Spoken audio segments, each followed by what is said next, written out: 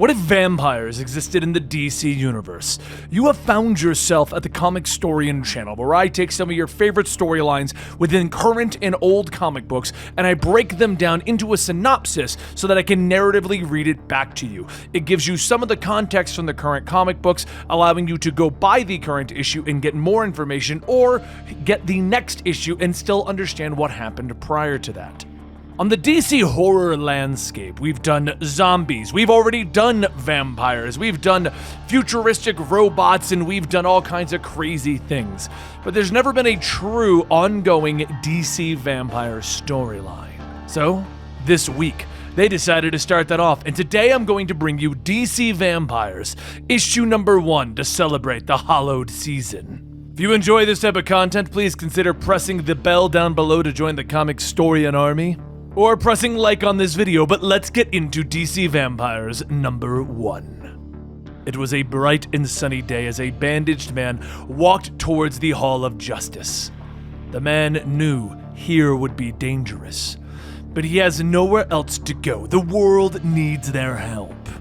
He has met them before. He hopes that they might remember him.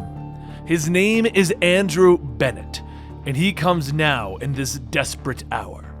He was forced to run, to hide, to fight, but now he fears it is all coming to an end one way or another. He is alone. He is afraid. He, vampire, is being hunted. Just then, Andrew senses a presence and begins to run into the street, getting hit by a passing car. People quickly run up to check if he's okay, but the sun begins to touch his bare skin, and he begins to burn, yelling for everyone to get back. He tries to reach for his hat, but soon he falls over as his entire body begins to burst into flames.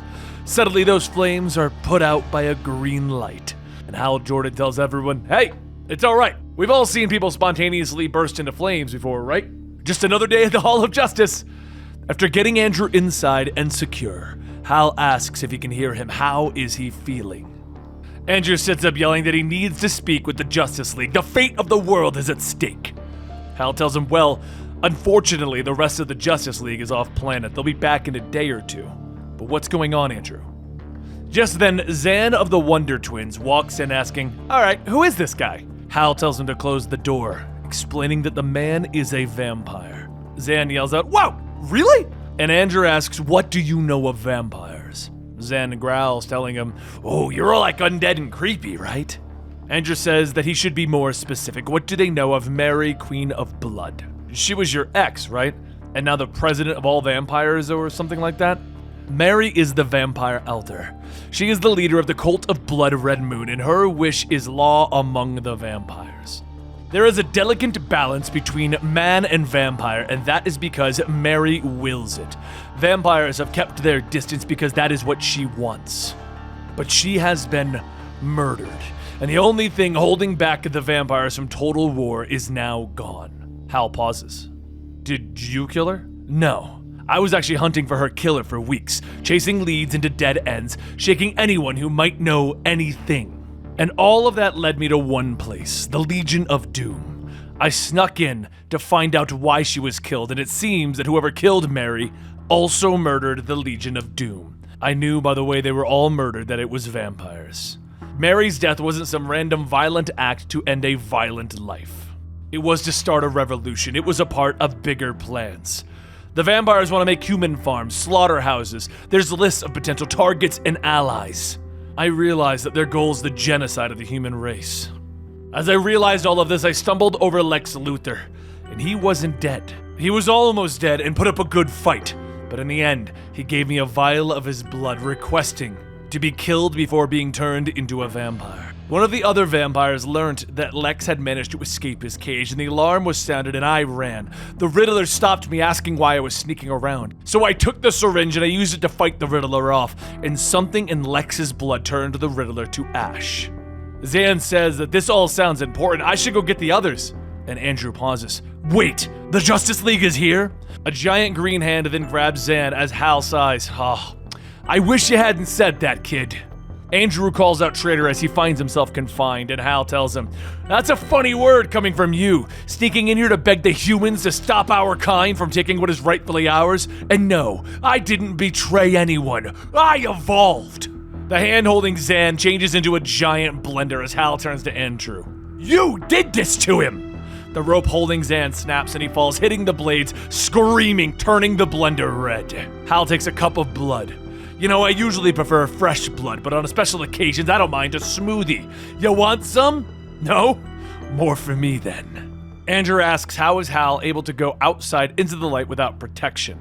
And so Hal explains that the sun produces multiple frequencies of light.